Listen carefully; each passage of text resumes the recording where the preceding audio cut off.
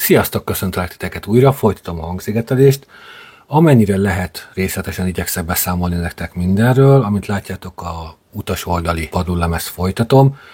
Én elég maximalista vagyok, és amikor ebbe az ötletbe belevágtam, én úgy döntöttem, hogy mindent a lehető legtökéletesebben szeretném megcsinálni, tehát ennek megfelelően egy Stage 3-as szigetelést kap az autó. Amint látjátok a felvételeken, a utastér felől a küszöb résznél végig az összes elemet, panelt, amit lehetett, azt mindent kiszigeteltem.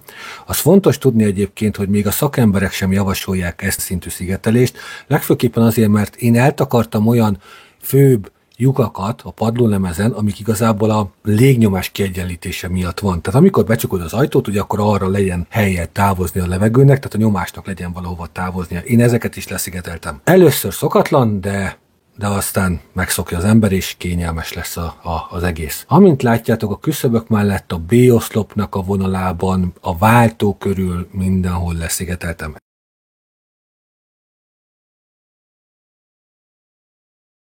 Ezek a kátránylapok egyébként rezgést nagyon jól csillapítanak. Megfelelően használjátok, akkor tudják csökkenteni az utastérben a hőmérsékletet. Ugye ez azért érdekes, mert a legtöbb autó már klimatizált. Tehát amikor kevesebb klimatizációval is egy sokkal alacsonyabb, hűvösebb hőérzetet fogsz kapni az utastérben, nem beszélve arról, hogy a sok fémes, nyikorgós hang az meg fog szűnni, illetve a műanyagoknak a nyikorgását is tudja valamennyire csillapítani. Nem szabad elfelejteni, hogy ezek a lapok egyébként nehezek.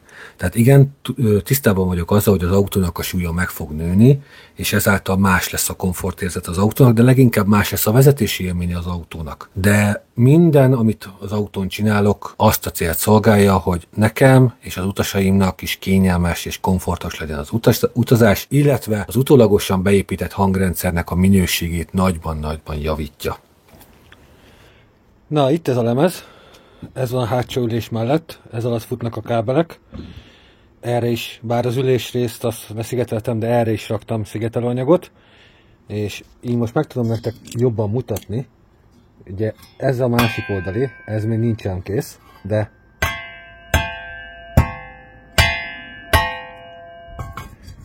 ilyen hangja van szigetelés nélkül.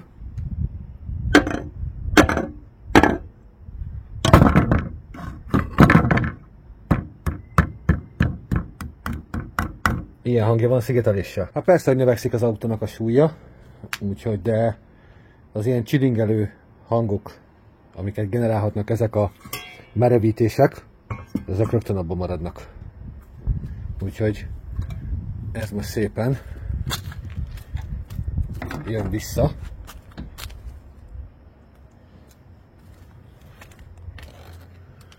És ez egész pontosan ide fog kerülni. Így.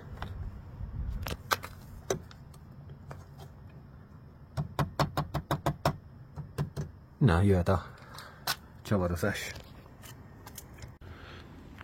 Na hát, elkészült. Így néz ki jelen pillanatban. Végig megvan a padlólemez, a középkonzol alatt. Ameddig tudtam, megcsináltam. Ugye itt ez a hangszigetelő és zaj, meg gondolom tűz valamennyire. Na ezt kivenni ugye nem tudtam, mert ott átmegy a másik oldalra, ott felnyúlik egészen a műszerfal mögé, úgyhogy felemeltem, és amennyire tudtam alatta megcsináltam. De sajnos ez nem az az eredmény, amire én gondoltam, hogy majd lesz, de több mint a semmi, viszont is nagyon elégedett vagyok. Ide is végig megkapta a kis szigetelést, ide alulra is. Az az oldal, a B-oszlop, az még hátra van, azt még meg kell csinálnom. Az valószínűleg a holnap, de a mai nap folyamán, hiszen már elég késő van, már megy le a nap, egyre sötétedik. És hát csak kisebb videókat vettem föl, mert haladni szerettem volna. Most még megkapja a 3 mm-es szivacsot. Ugye itt van. Ő az. Ő belőle még levagdosok, és csak a padlólemezre, illetve az ülés alá.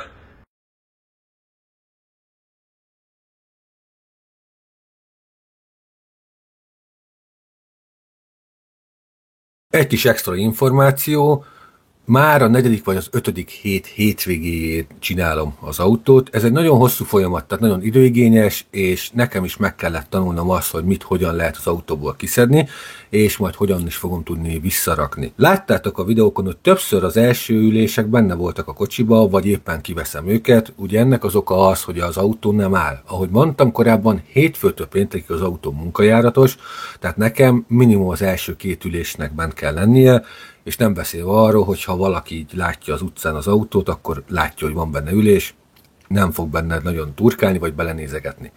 Ezt a 3 mm-es szivacsot egyébként eBay-ről vásároltam. Ez egy 6 méter hosszú tekercs, 50 cm széles, öntapadós. Egy ilyen nagyon finom és nagyon puha, sűrített szivacs, de tökéletes egyébként erre a feladatra, hiszen amit látjátok, az öntapadós részével nagyon könnyű applikálni, nagyon szépen felveszi a különböző íveket, meg formákat, úgyhogy a legjobb választás volt, és igazából filléres. Ha elgondolkodsz azon, hogy te is szeretnél valami hasonlót csinálni az autódban, vagy szeretnél egy kicsit fejleszteni rajta, belépő szintnek ezek a szivacsok tökéletesek. Egyszerűen leveszed az ajtópanelt, és belülről az ajtópanel belső felét egy ilyennel kiragasztod, és már jobb lesz az érzeted. Nem feltétlenül számtanilag fogsz jobb értékeket kapni, de neked a fülednek mindenképpen barátságosabb lesz. Na hát eddig jutottam, már megvan a második bevonat. Ugye ha valaki esetleg nem tudná, van Stage 1, Stage 2 és Stage 3 a hangszigetelésnél, legalábbis itt Angliában a cégek így dolgoznak. Az első az, amikor megkapod ezt a fekete keményebb szigetelőanyagot. A második, amikor kapsz egy ilyen szivacsbevonatot. A harmadik, az az ajtókra igaz, amikor az ajtó belső felét is kiszigetelik, utána a külső felét is kiszigetelik, majd a kárpit és a fémlemez közé kap egy tojás szivacsot, szivacshabot, hogy minél jobb legyen a zenei élmény. Hát én csak eddig csinálom. Az ajtó az, ami teljes egészében meg lesz a Stage 3, de az utastér az körülbelül ennyi. Ülés alatt megkapta a szivacsot, még ide pótlom azt a kis részt, szépen egybe legyen. Amennyire lehetett, megcsináltam itt alatta is, de sajnos a tűzfalat nem értem el, viszont nagyon elégedett vagyok az eredménnyel, úgyhogy folytassuk.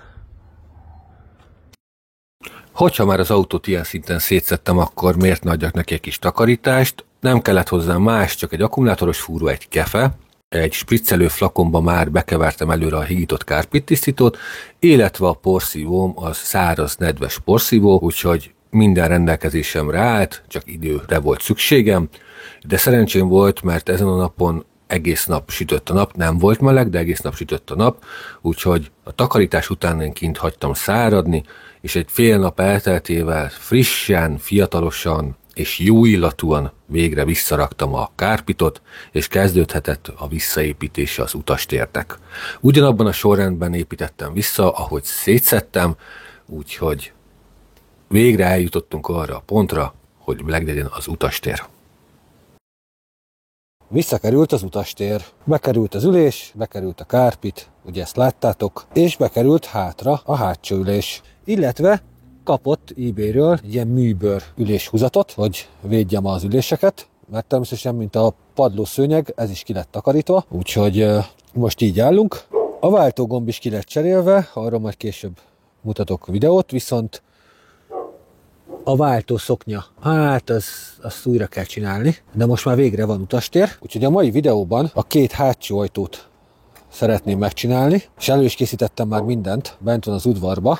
Még a B-oszlop az nem került vissza, és azért nem, mert elkezdtem, hogy az összes nagyobb műanyag elemet, én ezt kihangszigeteltem, beletettem ezt a 3 mm-es fómot, de mielőtt neki kezdenék, van két hangszigetelő anyag. Igazából mind a kettő ugyanazt a technológia. Ez az, amit én előszeretettel használok. A fekete, van belőle egy ezüstszínű, igazából csak az alumínium fólia más rajta, de olcsón hozzájutottam ehhez a típushoz, ez a Canituhoz, amire azt mondták, hogy 2 mm vastag, vagy 2 mm, bocsánat, 2 mm vastag, míg hivatalosan ez 1,8 mm. Na most én összenéztem a kettőt, és illetve tolómérővel rámértem mind a kettőre. A tolómérő azt mutatja, hogy megvan, de ránézésre szerintem a fekete vastagabb. Úgyhogy ezt az ezüst színűt fogom felhasználni a sárvédő idomoknak a szigetelésére, hiszen én mindenképpen azt szeretném, hogy amennyire lehet csendes legyen az autó belülről, és ehhez pedig hozzátartozik ugye a gördülési zaj. Úgyhogy amint az ajtókkal végeztem, hiszen a hangszórók még nem érkeztek meg, elég jó minőségű hangszórókat választottam, úgyhogy arra még várni kell. Ki fogom venni a sárvédő lemezt belülről, elől meg hátul is, és meg fogja kapni a szigetelést. Az ajtópanelok leszerelése minden esetben ugyanúgy kezdődik, a könyöklőnél található egy műanyag panel, azt ki kell pattintani, mögötte található pedig csavar, azt vegyétek ki. Ha ez megvan, az ajtó aljában található műanyag csavar, ami nem csavar, hanem egy műanyag csap, amit 90 fokkal el tudsz fordítani. Miután ez megvan, kesztyűvel, erősen javaslom a kesztyű használatát, mert a műanyag paneloknak az élei élesek, könnyen meg tudjátok vágni a kezeteket, nyúljatok alá, és egy határozott mozdulattal, legfőképpen alulról felfele haladva, határozottan ráncsátok meg. Le kell kötni a bovdent, a hangszórókábeleket, és jöhet is le a panel.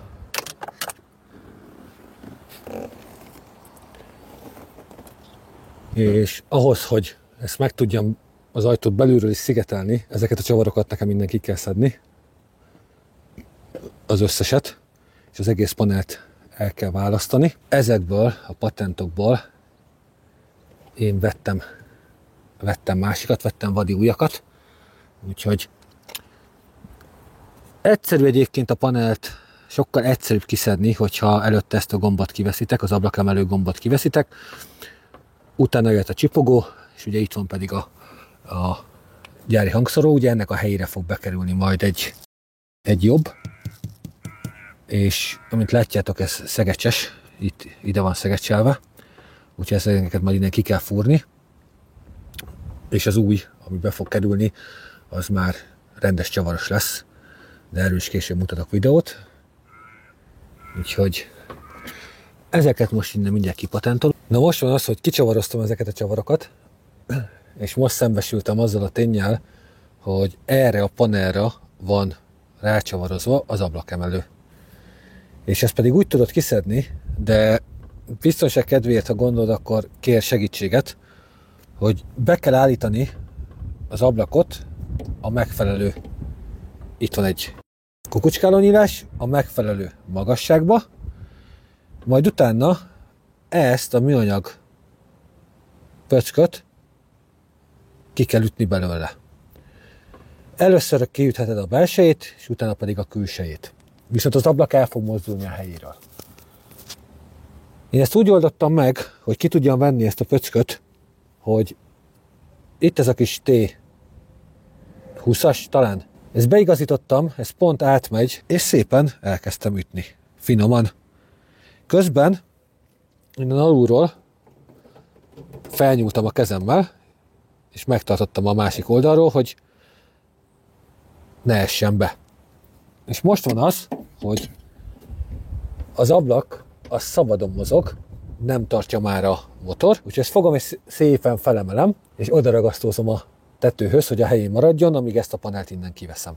Nem gondoltam volna egyébként, hogy az autónak az ajtói lesznek a legnehezebbek megcsinálni. Már egy idejét szórakozok vele, azért nem videóztam, mert kellett a koncentráció, meg mind a két kéz.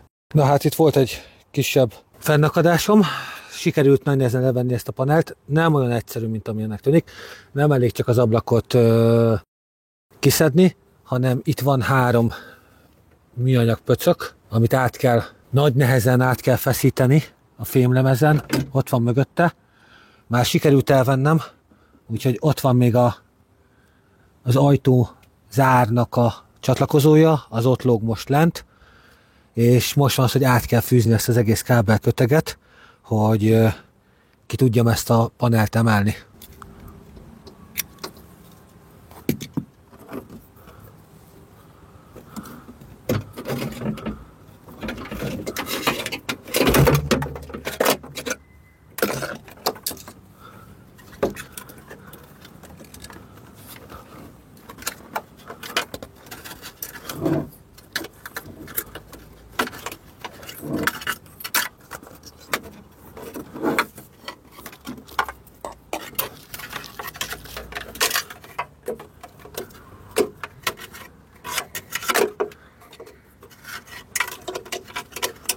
És itt mögé én már valahogy betuszkoltam a hangszigetelő lapot, de akkor azt most rendesen végre hozzáférek.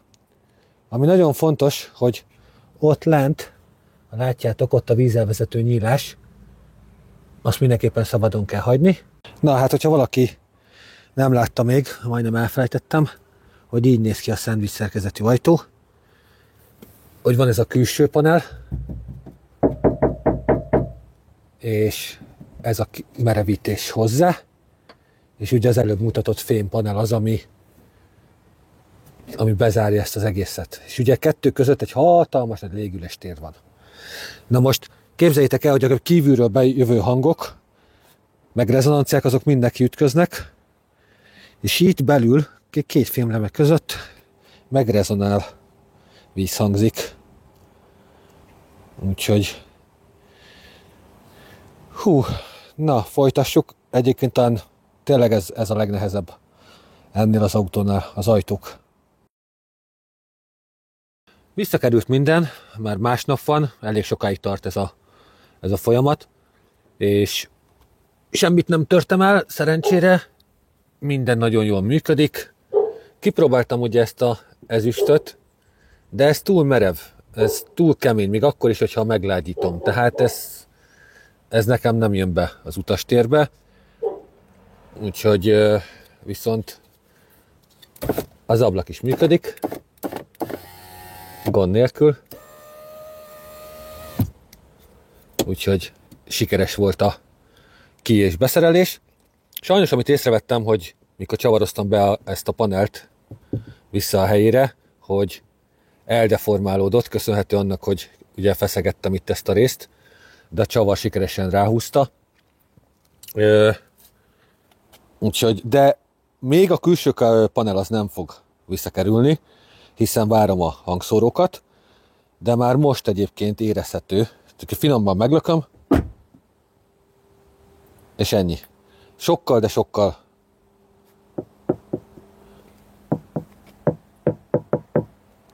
sokkal merevebb lett az ajtó. Összehasonlítva ezzel, ugye ennek ma fogok nekiállni, most fogok nekiállni. Hogyha ezt így finoman belököm,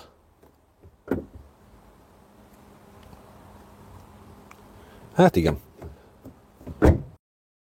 Teljesen más a hangja. Megérkezett az általam választott hangrendszer, és én a fokám mellett tettem le a voksomat. Egész pontosan az ajtókba való hangszóró az nem más, mint egy Focal PS165 V1 Last Edition. Ennek zenei teljesítménye 80 watt, maximális peak teljesítménye 160 watt, 92,5 decibeles érzékenységgel, frekvencia tartománya 60 Hz-től 20 kHz-ig, membránja Polyglass, alumínium kosárral szerelt, ferit mágnessel, súlya pedig 1 kg. Ez oldalanként értendő, tehát egy darab ajtó. Emellé párosul pedig egy darab alumínium invert dome Twitter, illetve 2 darab hangváltó, egyik a középménynek, másik pedig a magasnak. Természetesen a rendszer nem lehet teljes egy erősítő nélkül, úgyhogy a választásom egy Focal Impulse 4320 kompakt 4 csatornás digitális erősítő, ami kifejezetten műszerfal mögé építhető. 4x55 watt teljesítményre képes, vagy hétba kötve 2x160 wattra. Természetesen a Focaltól megvettem a szükséges kábelköteget, ezáltal lehetőségem van arra, hogy a fejegység és az autó gyári csatlakozója közé be tudom illeszteni ezt az erősítőt, hiszen plug and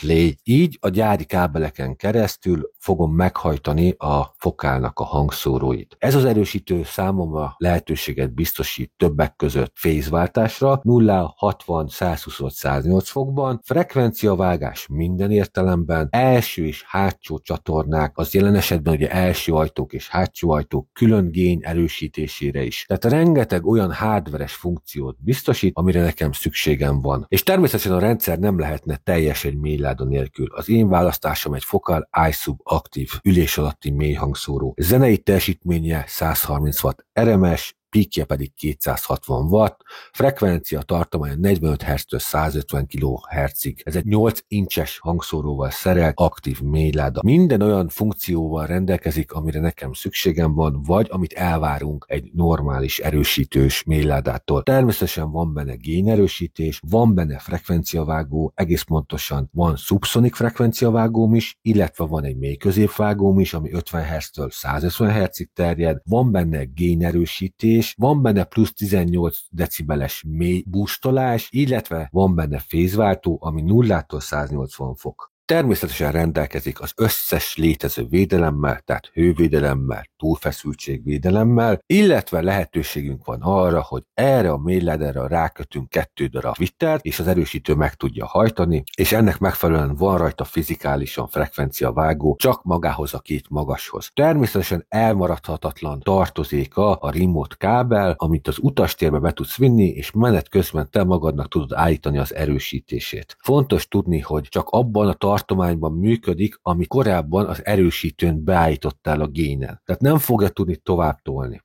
És így a technikai információk után ezzel elérkeztünk egyébként a videó utolsó szekciójához. Megmondom nektek őszintén, hogy már nem igazán videóztam, nem sokban tér el az első ajtó a hátsó ajtóktól. Tehát megcsináltam ugyanazt, amit a hátsó ajtóknál láttok. A következő videóban és egyben az utolsó videóban, amit ezzel a rendszerrel kapcsolatban szeretnék feltölteni, már egy kiértékelő beszélgetés lesz, pro-kontrák, vélemények elmondása. Ne adj Isten, ha esetleg valakit érdekelnek az árak, tehát gondolom, hogy látjátok, ez nem az a kategória, nem az olcsó kategória, illetve magáról a hangszigetelésről így utólagosan elmondanám a véleményemet, és próbáltam gondolkozni azon, hogy miként tudnám nektek ezt átadni, bemutatni, de sajnos a számszerű adatok nem sokat mondanak. De az, hogy te fizikálisan, személyként, füleddel mit érzel, mit hallasz, vagy az, hogy menet közben az autóban hogy érzed magadat, ezt egy sima videón átadni nem lehet.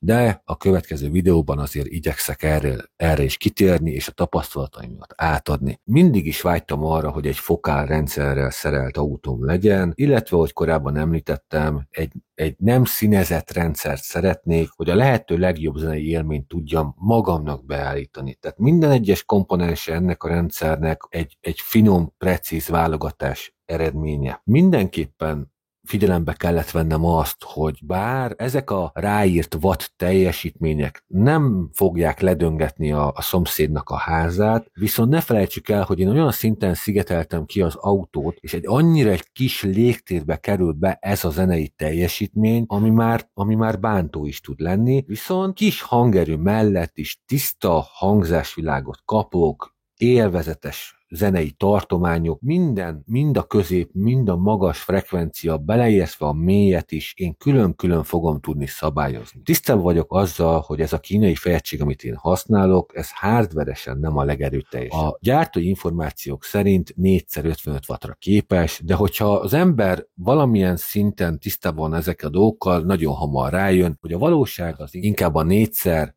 22,5 watt. Na most szoftveresen viszont meg nagyon jól meg van támogatva. Én ezt szerettem volna hardveresen is alátámogatni, erre tökéletes választás volt ez a kis erősítő. Így mind szoftveresen, mind hardveresen be tudom állítani pontosan azokat az értékeket, amiket én szeretnék. Ennél magasabb kategóriában, vagy mondjuk azt, hogy high-end kategóriában van lehetőség olyan erősítőkre, akár DSP erősítőket választani, amiket számítógéppel lehet programozni, de az viszont már egy olyan összeghatárba tartozik, amit én nem szerettem volna kifizetni. Köszönöm szépen, hogy megnéztétek, köszönöm, hogy ezt velem végigcsináltátok, végigkövettétek. A következő videóban már tényleg a tiszta, nyers kibeszélés, jó része, negatív része, és ha esetleg érdekel titeket, akkor az anyagi részére is ki tudok térni. Köszönöm, hogy megnézted, köszönöm, hogyha lájkoltál vagy kommenteltél. Találkozunk a következő videóban. Sziasztok!